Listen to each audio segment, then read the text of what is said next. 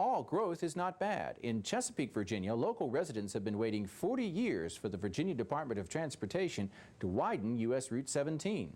The old Toon Lane Road is winding and dangerous. I had a brother get killed on the old Route 17. I've had 4 neighbors get killed on Old 17.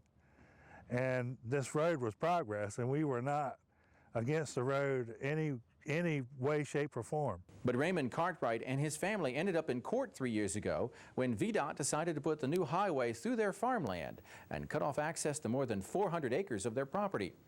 Cartwright says they tried to work with the agency to come to a compromise, but in the end they had to hire a lawyer when the agency used its power of eminent domain to take the land and declare its value to be far less than the Cartwrights estimated.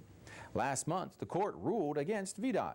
Cartwright says they may have won the battle, but they may have lost the war. The price that the condemning authority offers is so ridiculously low that you have to go to court to get a fair price.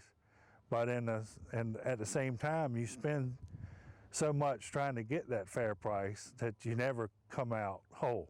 Unfortunately, disputes between Virginia landowners and entities with the power of eminent domain are growing.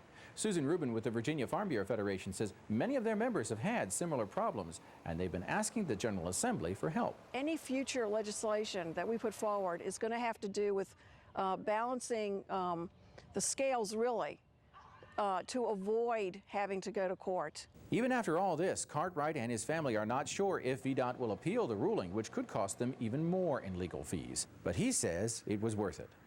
We had to prove a point that we had rights as landowners, and that landowners need to stand up for their rights. Meanwhile, the new Route 17 limited access highway is slated to open in November. Some of Cartwright's fields have already seen their last harvest. In Chesapeake, Virginia, I'm Norm Hyde.